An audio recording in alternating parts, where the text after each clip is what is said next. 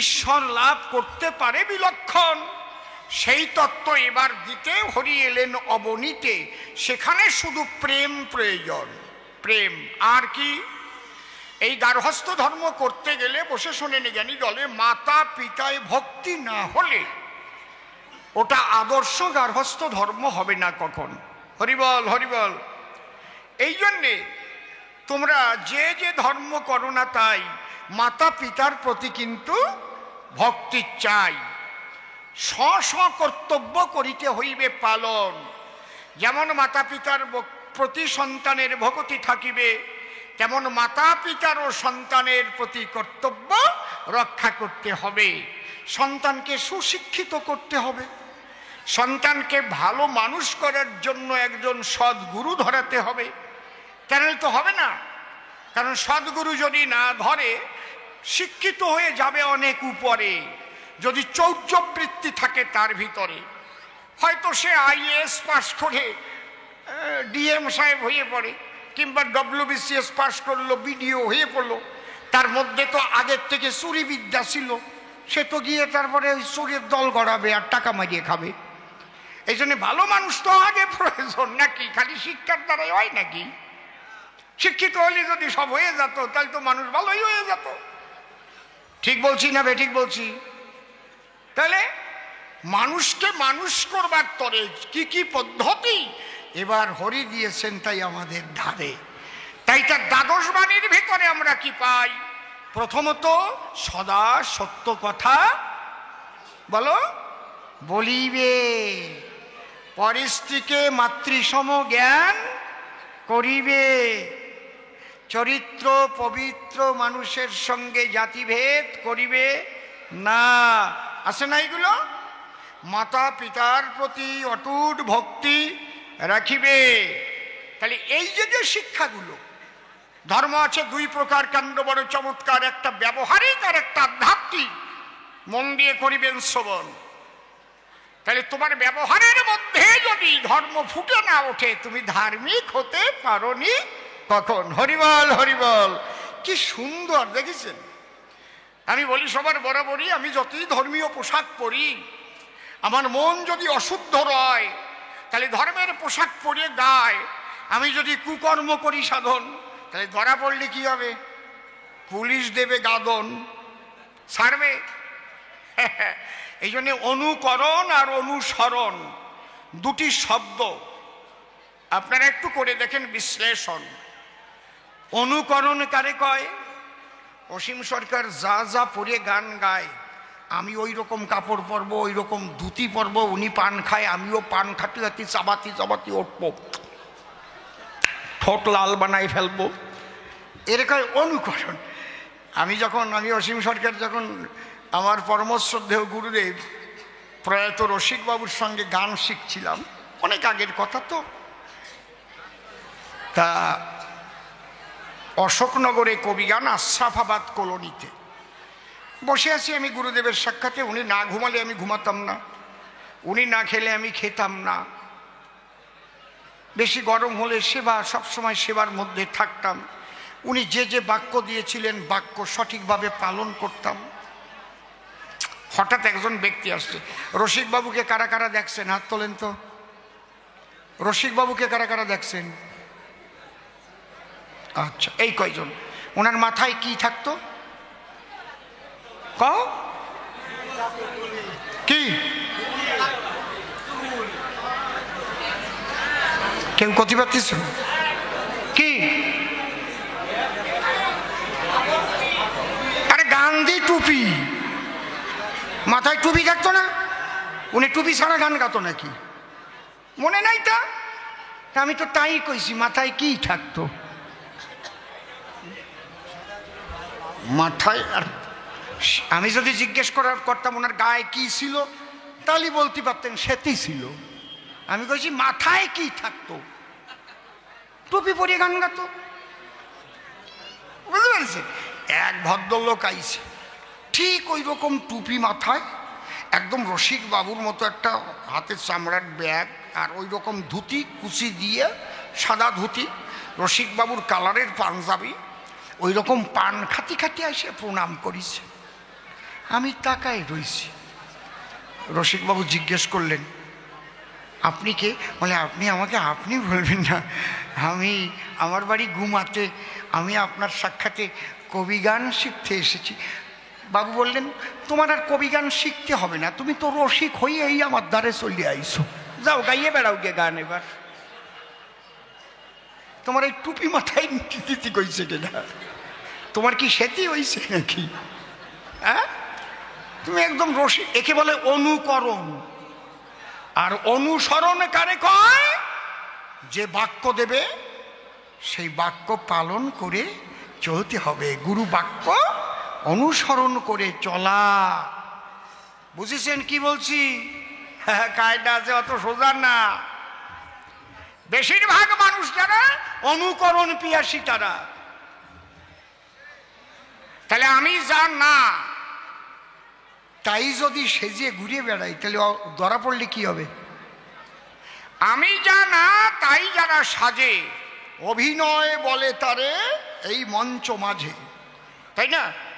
শেখর গাঙ্গুলি সে হাসতে পারতো বলো, একবারে বিরাট রাবণের পাঠ দিয়ে দিল। কোথায় সেনাপতি? কায়দা আছে। উনি কি সেই রাবণ নাকি? অভিনয় করে হইছে। বীণা দাশগুপ্তা, হ্যাঁ, বেলা সরকার অভিনয় করে গেছে না যাত্রায়। এটা কয় অভিনয়। যে যা না তাই সাজিয়ে যখন স্টেজে যায় তারে কয় অভিনয়। দেখবেন নাট্য কোম্পানির যাত্রা হচ্ছে, 10-20 হাজার মানুষ এসে গেছে, এর মধ্যে নায়কের পাঠ আছে। একই হেরি চারিদিকে অন্ধকার, জনমানব শূন্য গভীর অরণ্য, খুঁজে খুঁজে তোমার সন্ধান পেলাম না কোয়ার। এদিকে আলো জ্বলতেছে চারিদিক দিয়ে ফক ফক করিয়ে, লোক বোঝাই ওর মধ্যে কি বলতেছে, একই হেরি চারিদিকে অন্ধকার। এখন যদি উঠে কেউ কয় এই মিথ্যে কথা কাউ কেন? চারিদিকে ফক ফক করে আলো জ্বলতেছে, আর উনি এসে বলতেছে একই হেরি অন্ধকার, গভীর অরণ্য, জনমানব শূন্য। তাহলে আমরা গান শুনতে এসেছি কি জন্য? এটা অভিনয় না। বুঝেছেন তো কি কইছি নাকি? পাগল বিজয় সরকার যিনি গানের পদে রচনা করে গেছেন, তিনি সবিনয় নিবেদন ভাইরে, অভিনয় নয় ধর্মের রাস্তা। হরিবল। এক কথাই শেষ। সবিনয় নিবেদন ভাইরে, অভিনয় নয় ধর্মের রাস্তা। তুমি যা না তাই সেজো না, তুমি যা হয়েছ তাও না সাজলে কোনো ব্যাপার না। তুমি সাধু হয়েছ, তুমি সাধুর পোশাক পরনি, তাতে কি আছে? এই জন্য কাজী নজরুল কি বলছেন? মন না রাঙাইয়ে বসন রাঙালে কি ভুল করিলে যোগী। কি সুন্দর কথা রে বাইরে। এরপরে কোনো কথা আছে নাকি? উপর দিয়ে গেরুয়া পরিয়ে আর বিষ যদি থাকে তোমার অন্তরে, সাধুর বের ধরে মানুষকে ঠকাচ্ছ তুমি। অন্তরে করো ধারণা, ধরো আমার কথা ধরো, মানুষকে ঠকাতে পারো কিন্তু ঈশ্বরের দরবারে ক্ষমা পাবা না। হরি বল। এই কথাগুলোই হরিচাঁদ ঠাকুর বলতে এসেছিলেন। বোঝা যাচ্ছে কি নাকি? বসে শোনেন বিজ্ঞ শ্রোতা ধর্মের যে সূক্ষ্ম কথা। এই জন্যে তার অভ্যাসাই করেছেন লিখন। মানব কুলে আসিয়া যশবন্ত সুত হইয়া জন্ম লইয়া সফলা নগরী, প্রচারিল গুরুগম্য সূক্ষ্ম সনাতন ধর্ম, জানাইল এ জগৎ ভরি। আমি দাঁড়াই সভ্য সভা তলি আজকে ধর্ম যে কথাগুলো বলি, এটা কি শুধু মতুয়াদের কল্যাণের জন্য হচ্ছে না বিশ্ব মানবের কল্যাণে হচ্ছে? বলুন বলুন। এমনি এমনি কি বিদেশে গান গাটি বায়না করে নিয়ে যায় নাকি? আমি যদি খালি এই কয়জন মানুষের কথা কই হবে? তাহলে বিশ্ব মানবের কল্যাণ যে কথাই লুকানো রয়। তাহলে বৈষ্ণবদের কথা আমি যদি একটু দেই বক্তৃতা, যা বলেছিলাম একটু আগে সবাই, আমার চৈতন্য মহাপ্রভু যা দিতে এসেছিলেন নদিয়াতে, পরবর্তীতে বৈষ্ণব সমাজ তার থেকে বিচ্ছিন্ন হয়ে যায়। এদের যদি আমরা তাদের তত্ত্বগুলো জানি, এর মধ্যে ঢুকে গেল সোয়াসানি, এটা ধরো না, এটা শুয়েও না, এসো না, আপনার বাড়ি যাবে, আপনার তরকারি, আপনার চাল ডাল সব কিছু নিয়ে রান্না করবে, আপনি শুয়ে দিলে আবার হবে না। আসে না নাকি? আসে কিনা? সত্যি কথা কও, বুকে হাত দিয়ে কও।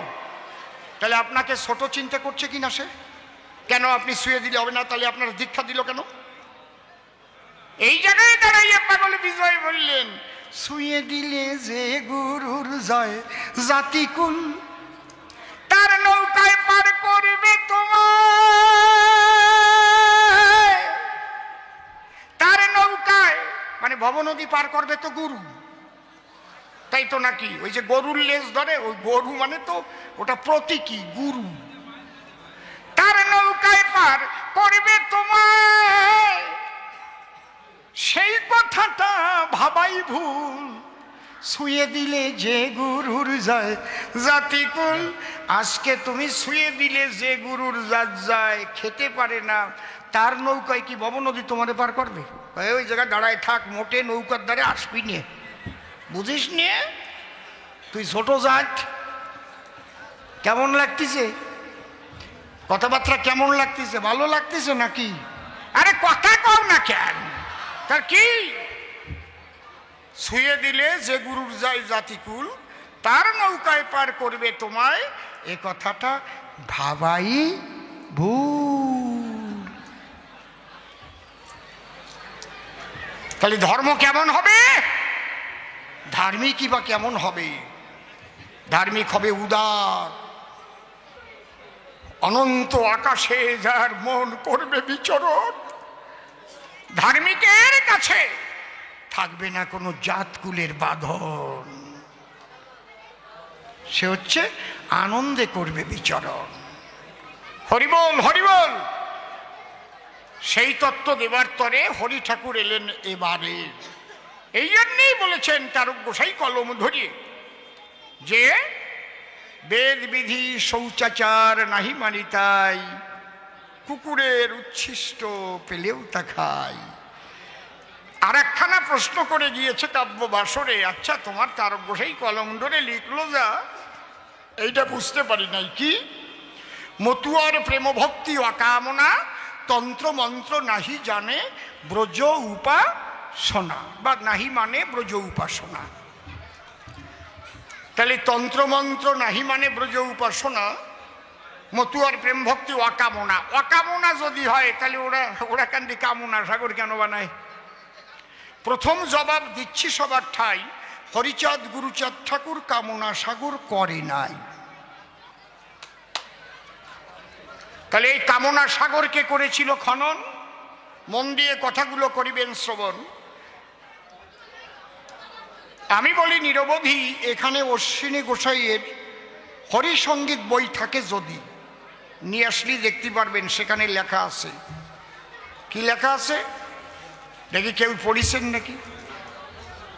গোসাই জগদীশ, ওই তো না পড়িছে, জগদীশ গুণনিধি করিল কামনা নদী। এই কামনা সাগরকে করেছিল খনন। বসে শোনেন নরনারী, মাদারীপুর সাব ডিভিশনের কেন্দুয়া বাজিতপুরে বাড়ি। ডাকনাম তার ফটিক সাধু ছিল। দাঁড়িয়ে বলি সভা পাশে বারুনিতে ওনাদের বাড়ির পাশ দিয়ে মতুয়ারা আসে। তখন ওনার 16 বছর মাত্র বয়স। কথাগুলো একটু জানা ভালো। তো ওই হরিনাম শ্রবণ করে, কারণ এরা তো পূর্বজন্মের এগোনো মানুষ এসেছে সংসারে, না? পূর্বজন্মে থাকে যদি সাধু সংস্কার, দেখিতে শুনিতে হয় তার বৈষ্ণব আচার। ওইভাবে হরি বলে ধুলাতে গড়ায় নারী পুরুষ একসঙ্গে ওড়াকান্দি ধায়। উনি জিজ্ঞেস করেছিলেন, তোমরা যাও কোথায়? বলে, আমরা সবাই কান্দি কান্দি চলি বারুনিতে ওড়াকান্দি। তাই ওখানে কি হয়? বলে, প্রেম বারুনি। প্রেমের মেলা।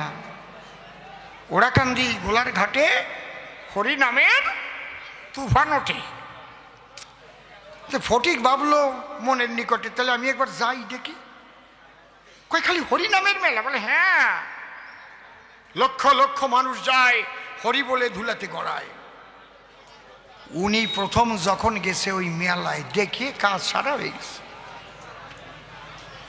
শুধু কান্তিছে। এও হয়,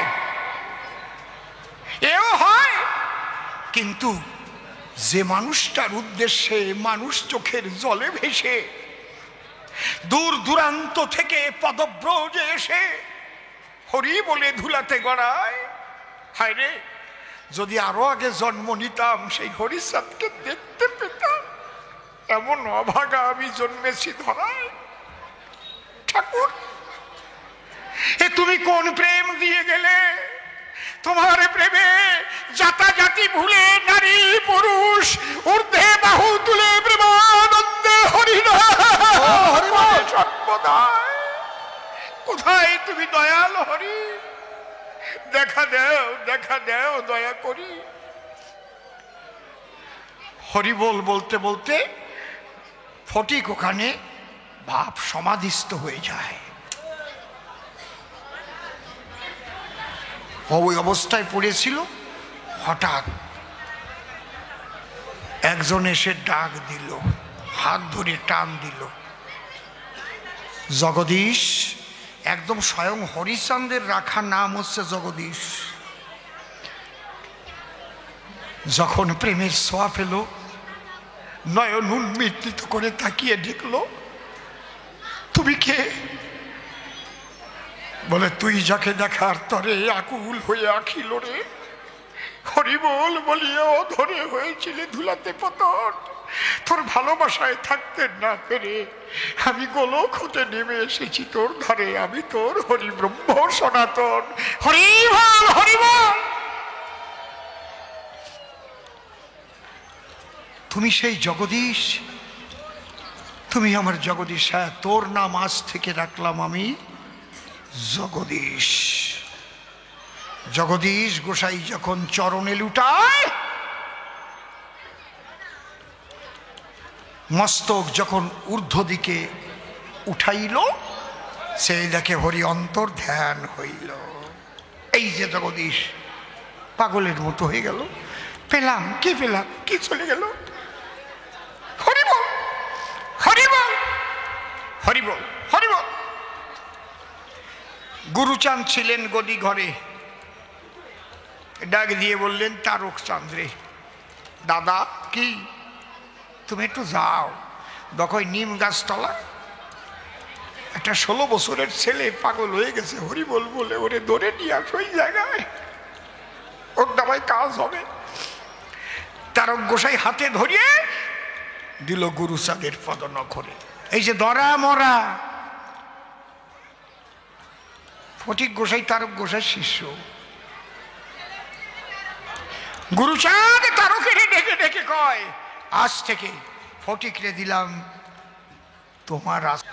12টি বৎসর পরে আমি যা যা বলি সেইভাবে চালাও রে, তারপরে আবার দিয়ে যাইও আমার দ্বারে। ওই 12 বৎসর তারকের কাছে ছিল। 12 বৎসরই কিন্তু মৌন ব্রত পালন করতে হলো, একটা কথা বলতো না। মুসলমানরা ভীষণ অত্যাচার করেছে তখন, ভীষণ, কথা বলাতে পারে নাই। 12 বছর পরে তারক এনে দিয়ে গুরুচাঁদের ধারে বলে, তোমারটা দিলাম তোমারে, আমারে ছুটি দাও। একটা কথা জান শুনি, গুরুচাত্র হরির পুত্র এ ভুবনে হরিচাঁদ ঠাকুর লীলা করেছে সম্বরণ। কিন্তু দাঁড়িয়ে বলি সভা মাঝে, হরিচাঁদ আর গুরুচাঁদ কথা হতো রাত্রিতে মাঝে মাঝে। বাবা হরি ব্রহ্ম সনাতন নিজে দেহ ধারণ করে আসতো গুরুচাঁদের ধারে। তাই জগদীশ কি করে, গুরুচাঁদ শয়ে যে ঘরে, তুমি তো আমার সঙ্গে যাও নাই ওরাকান্দি, তাহলে এরা গেছে, এরা জানে। ওই যে যেটা গুরুচাঁদের শোয়ার ঘর, এখন ওখানে বিরাট মন্দির হচ্ছে। তা ওই দরজায় জগদীশ রাত ভরে শুয়ে রয়, আর দিনের বেলায় সব ময়লা পরিষ্কার করে বেড়ায়। হায় হায় হায়, কি মানুষ এরা! মাঝে মাঝে শুনতে পায় বাবা গুরুচাঁদ তো ঘরে একা রয়, কার সাথে যেন কথা কয়, কথা শোনা যায়।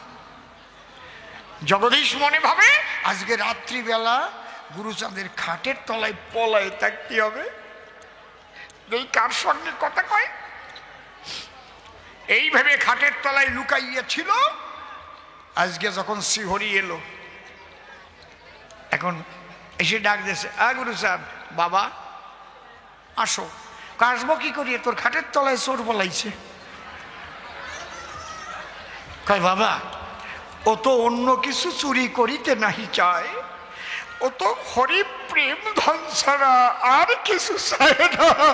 এই বসুধা হে বাবা, ওকে তুমি কৃপা করো, তোমার কৃপা ধন্য, তাই তো জায়গা পেয়েছে তো এই জন্য। তখন হরি ঠাকুর নেমে এলো। গুরুচাঁদ আর হরিচাঁদ ওই তলার থেকে হাত ধরে বের করলো। ভক্ত ভগবানের মধুর মিলন হলো, হরি হরি হরি বলো। ওই দিন থেকে জগদীশ আরো পাগল হয়ে গেল। জগদীশ বলে, গুরুচাঁদের ঠাই আমি এবার কেন্দ্রীয় বাজিতপুর গিয়ে বারুনি মিলাতে চাই। মানে হরিময় হয়ে গেছে, ভিতরে এত আনন্দ হয়ে গেছে। গুরুচাঁদ করে মানা, জগদীশ তুমি বাধাটা মিলাতে যাইয়ে না, ওরা কান্দি একটা বারণী হয়, আবার যদি বারণী মিলাও কেন্দু হয়, তাহলে আস্তে আস্তে একটা বাধাটা হবে, দুই জায়গায় হবে না। বাধাটা বোঝেন তো, বাদাবাদি হিন্দিতে বলে পাঙ্গা দেওয়া। তা তুমি একটা কাজ করো, ধরো আমার কথা ধরো, আমার বাবা যে সম্পদ বিলাইতে এলো, একটু ভালো করে বুঝে নেওয়া ভালো। কি সম্পদ?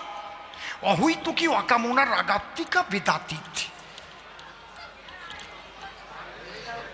যে সম্পদ বৃন্দাবনে রাধার খাস ভান্ডারে ছিল, যাহাদিতে নদীতে গৌর হরি এলো, সেই সম্পদের মধ্যে যখন বেবিচার ঢুকিল, সেই পবিত্র সম্পদ দিতে আবার শ্রীহরি এলো।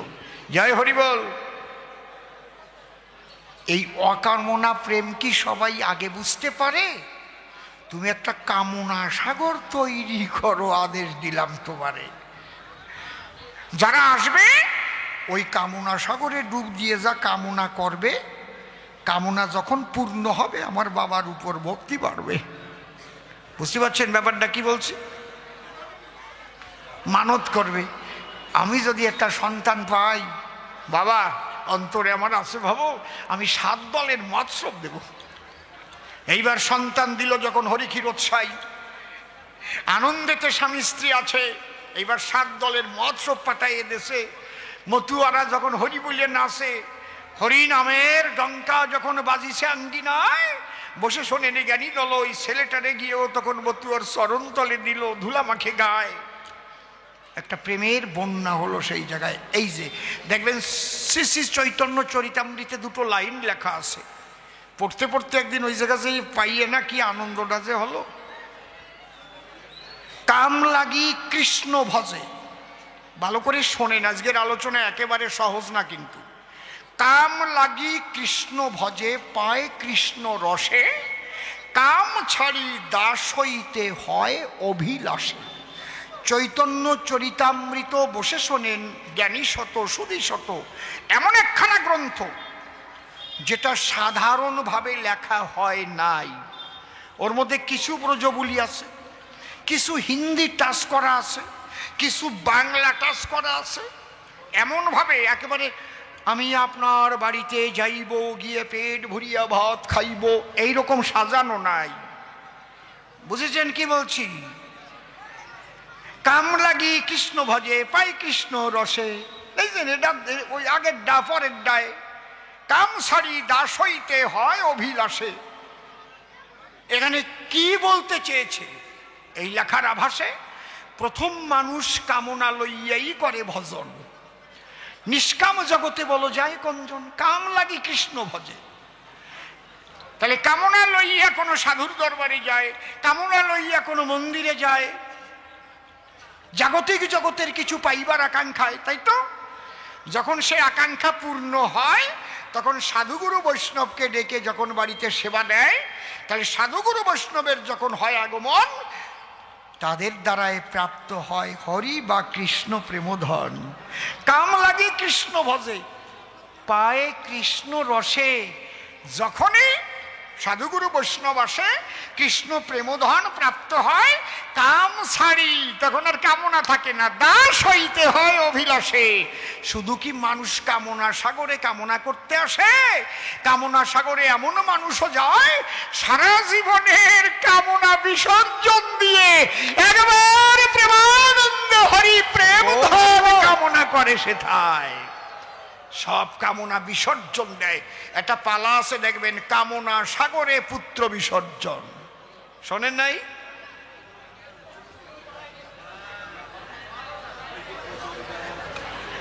এই জগদীশ গোসাইকে গুরুচাঁদ আদেশ দিয়েছিল এক রাত্রের মধ্যে, বসে শোনেনি জ্ঞানী গোষ্ঠী শুদ্ধে, একটা রাত্রির মধ্যে ওই জগদীশ গোসাই ওই কামনা সাগর খনন করেছিল।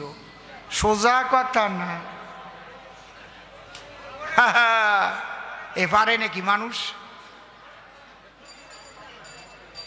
এই জন্যে ব্রহ্মচারী তোমারে করি মানা, না জেনে না শুনে তুমি ওই আন্দাজে কথা আমার কাছে বাবা কইয়ে না। আর একখানা গান গাই, তার জবাব দিতে কিন্তু আমি একটাও বাকি রাখি নাই। তাহলে প্রথম কামনা নিয়ে মানুষ যখন যায়, কামনা পূর্ণ হলে আরো ভক্তি হয়, তখন মানত করিয়া আবার সাধুগুরু বৈষ্ণব নিয়া বাড়িতে যখন মহোৎসবের করে আয়োজন, সাধুগুরু বৈষ্ণবের কৃপাতে প্রেম ভক্তি পেয়েছিতে সেও পায় বিশুদ্ধ প্রেমধন। হরি বল বাড়ি যান, হরি বলো হরি বলো।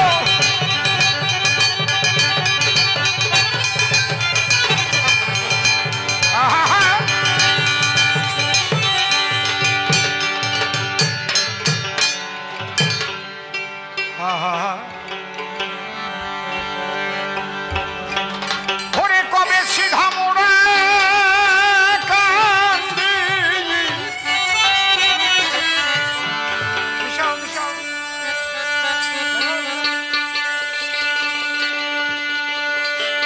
যাব রে ওরে আমার পরাণ, কান্দে হরি চাঁদ বলে।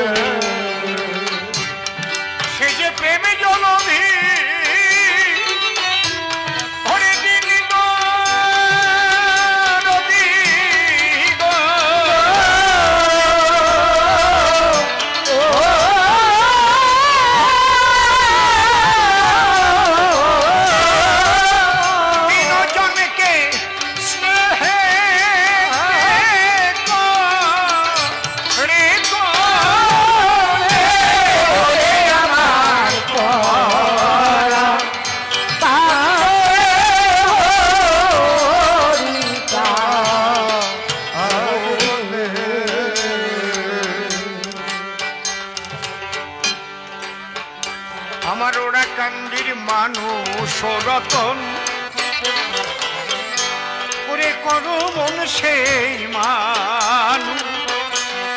মানুষের যতন বন্ধু কেউ নাই তাহারি মতো।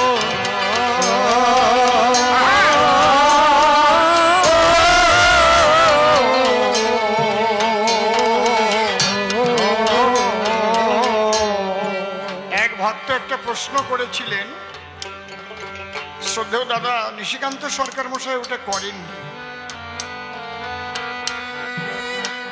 যে হরি মন্দিরে কি ভাগবত পাঠ করা যাবে কিনা, কৃষ্ণ মন্দিরে হরি লীলামৃত পাঠ করা যাবে কিনা, এরকম একটা প্রশ্ন না নাকি? আমি ঘরে বসে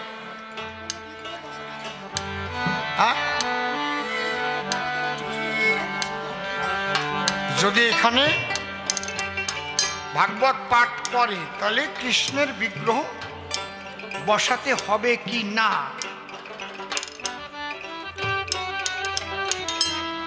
এই জায়গায় কোনো গোসাই আসবে নাকি ভাগবত পাঠ করতে?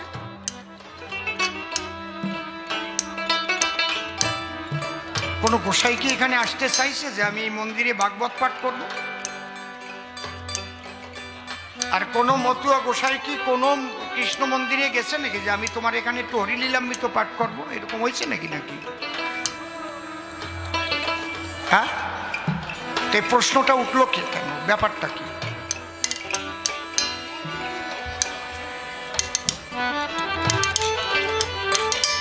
শোনেন, আমি ব্যক্তিগতভাবে আপনাদের বলছি, আমি এই সমস্ত বাদ বিচারের ঊর্ধ্বে। এই জন্যে আমার অনেক বেশি কথা শুনতে হয়। ফেসবুকে একদল লেখে অসীম সরকার আবার কিসের মতুয়া, তার মন্দিরে তো সব কিছু দেখি আমরা, সে ভবা পাগলার শিষ্য, এরকম আছে না? আছে কি না? আমি ওই রকম মতুয়া হব না যে মতুয়া হলে গণ্ডিবদ্ধতায় আমাকে বেঁধে ফেলে। আমি সনাতনী, আমি ভালো করে জানি যে কৃষ্ণ সেই রাম, সেই গৌর, সেই হরি। কারণ আমার গুরুদেব ভবা পাগলা এই শিক্ষাই দিয়ে গেছে, দিয়ে যায় নাই, দেখিয়ে গেছে। ও সব কয়টা গলে এক শোনা হয়ে গেছে, আমার দেখা জিনিস। যেমন সমস্ত অলংকার, কানের দুল, নাকের ভুল, গলার হার আছে না, ছেলেদের আংটি, হাতের বাজু, সব কয়টা যদি গলায় ফেলে কি হয়? হ্যাঁ, আলাদা আলাদা হয় নাকি? না, কবকার এইসব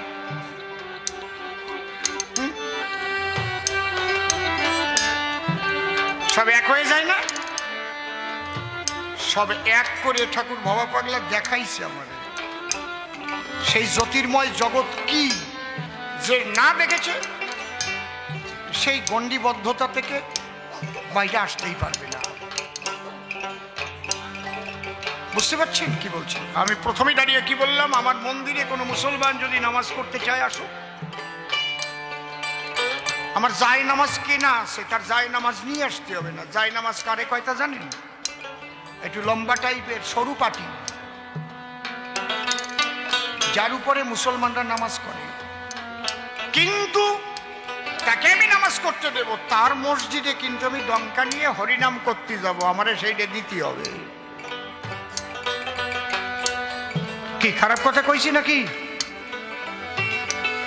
তোমার মসজিদে কিন্তু আমি ডঙ্কা নিয়ে যাব, নিশান নিয়ে যাব, হরিবল বলবো। তোমার যদি বাধা না থাকে, আমার বাধা তো নাই, তুমি আগে আমারটাই করো। কিরে, আমরা খোর করতাল নিয়ে যাব, হরে কৃষ্ণ গাবো, তোমার বাধা নাই তো?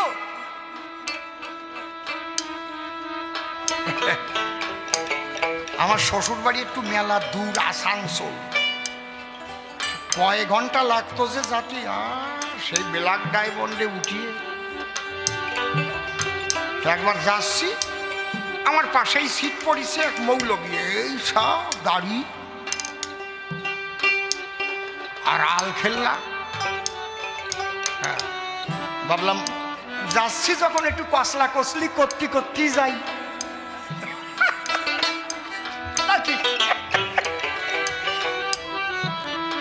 আমি প্রথম বললাম আসসালাম আলাইকুম, উনি বললেন ওয়ালাইকুম আসসালাম। ঠিক আছে, আমি বললাম খুব ভালো করে শোনো,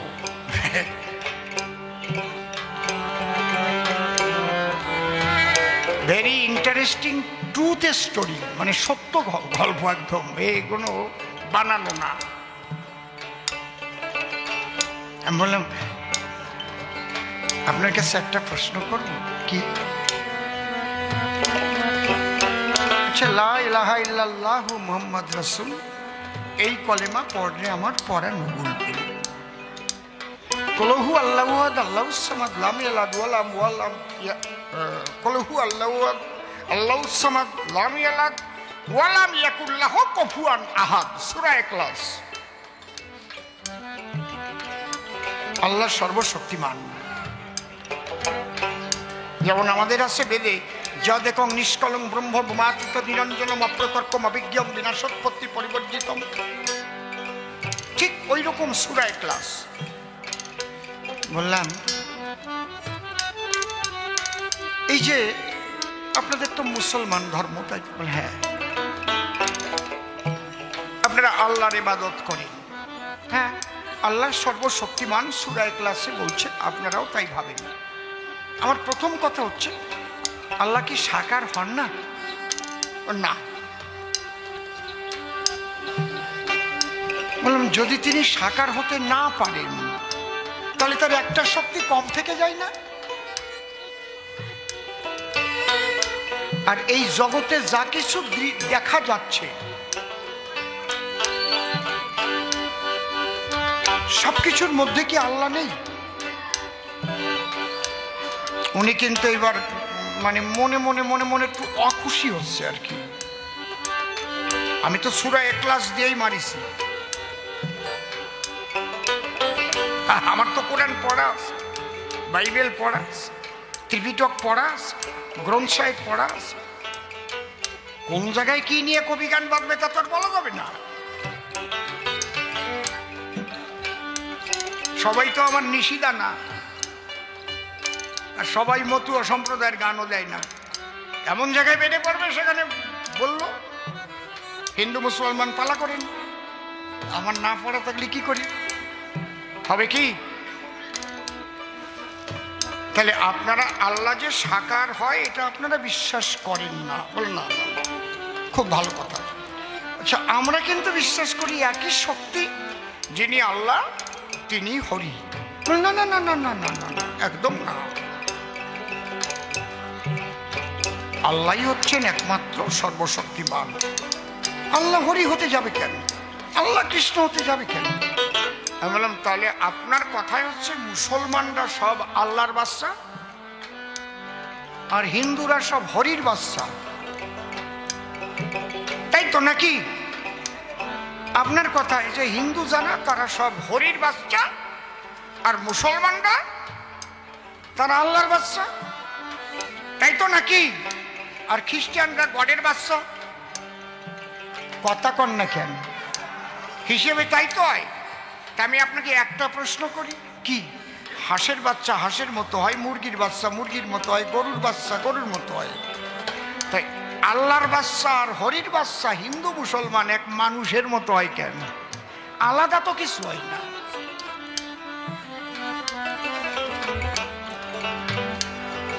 যে মুসলমানের বাচ্চা বলে যে একটু আলাদা কোনো চিহ্ন থাকবে, তাও তো থাকে না। পরে তো মুসলমানই করেন কাটিয়ে ফেলাই দিয়ে, ওটা তো কাটা অবস্থায় পড়ে না মায়ের পেটের দিয়ে, নাকি? হাসিয়ে পড়ে, মায়ের হাসিয়ে পড়ে খালি। তা আল্লাহ সব জায়গা কাটতে পারলো, এত ফুটো করতে পারলো, তো ওই জায়গা একটু আগাটা কাটিয়ে দিতে কি অসুবিধা ছিল? নাকি খারাপ কথা কইছি? সে তো সর্বশক্তিমান। এর মানেই হচ্ছে এক, উনি এইরকম রাগা রাগিয়ে গেছে। ব্যান্ডেলেতে উঠছিলাম, ব্যান্ডেলের পরেই বর্ধমান যাইয়ে উনি যাওয়ার কথা ছিল, মেলা দূর নামিয়ে চলে গেছে। তারপরে কি আমি কি অযৌক্তিক বলেছি নাকি? তাহলে আল্লাহ হরি মন্দ নয় রে, দ্বন্দ্ব বাধায় প্রচারক। আমার একটা গান আছে, বলিতে কি পারে কেহ আল্লাহর হরিতে, কবে কোথা দেখিয়াছে মারামারি করিতে। কোন খবর আছে যে আল্লাহ হরি দুইজন জম্বের বাদান বাদাইছে, এ ওর পাশায় কাটি দেছে, ওর চোখে কোষা দেছে, আছে নাকি? নাকি মানুষ যে এত বলদ হয় কেন, এই চিন্তা করতে করতে আমি বুড়ো হয়ে গেলাম। মানুষ এত বলদ হয় কেন? মানুষ নাকি খুব বুদ্ধিমান। চোখের সামনে দেখা যাচ্ছে যে একরকম অবস্থায় জন্ম নিচ্ছে। মনসুর আলী বিবিরে যাই হাসপাতালে ভর্তি করেন আর অসীম সরকারের বউরে ভর্তি করেন। দুইজনের যদি দুই ছেলে হয়, ছেলে দুটো এই জায়গায় নিয়ে আসেন, কোনটা মুসলমান কোনটা হিন্দু বোঝা যাবে? কথা কও যাবে? তাহলে হরির বাচ্চা আর আল্লাহর বাচ্চা পার্থক্য কি? অর্থাৎ আল্লাহ হরিতে পার্থক্য নাই বিধায় আমাদের মধ্যেও কোনো পার্থক্য নাই। বুঝতে পারছেন? হরিবল হরিবল হরিবল। এই জায়গাটা আমরা বুঝতে পারি না, আর বুঝতে দেয় না এক শ্রেণীর মানুষ যারা ধর্মীয় ব্যবসায়ী। তারা এমন ভাবে মানুষের মগজ ধোলাই দেয়, বিশেষ করে ইসলাম ধর্মে মগজ ধোলাইটা হয়। হ্যাঁ, একদম সত্যি কথা বলছি, অন ক্যামেরায় বলছি। কারণ আমি আমার একটা ধর্মীয় আসরে কিভাবে আপনাদের মগজ ধোলাই দিচ্ছি কি না, সবাইকে একই শক্তি বলে মান্য করতে বলছি। কি বলছি বলুন? অযৌক্তিক অবৈজ্ঞানিক কথা, ওই সাতা মাতা ধর্ম কথা হয় না। বুঝতে পারছেন? ওরা কান্দি মানুষ রতন পরম সেই মান, মানুষের যতন বন্ধু কেউ নাই তাহারি মতন।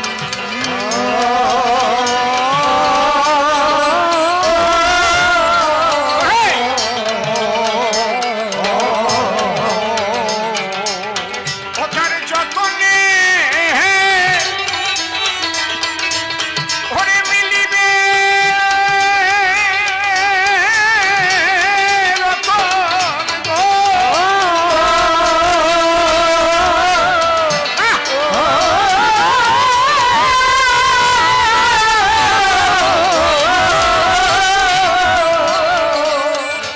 আমার হরিচন্দ্রের ওরে মহাভাব সিন্ধু জলে ওরে আমার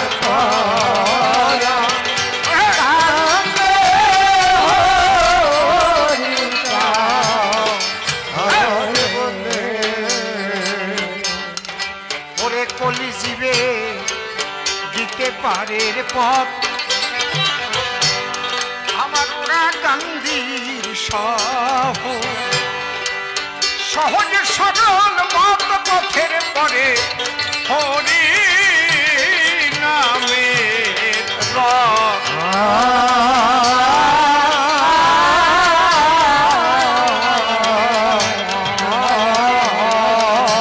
ওই রথে উঠল মৃত্যু, মৃত্যুঞ্জয় দশরথ গো।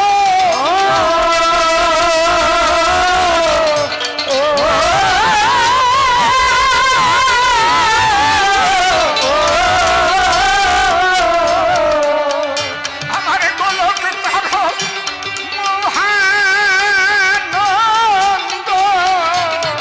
একটা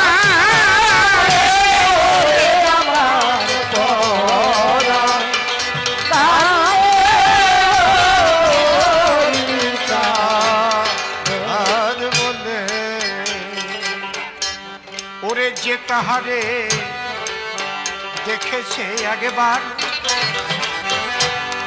ভুলে থাকে সাধ্য, সাধ্য আছে তার সে তো নয় নিজের বাধ্যতা।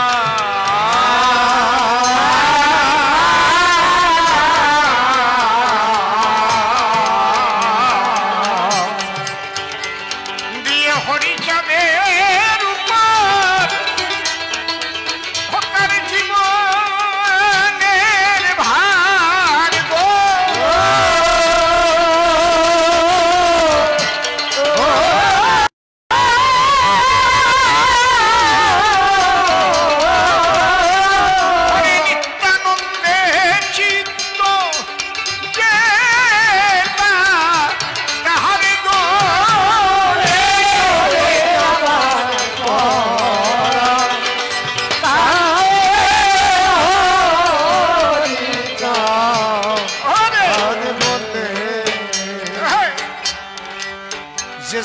পারে তারে ডাকিতে, সে কি পারে ঘরে ঘরে থাকিতে জল ঝরে তার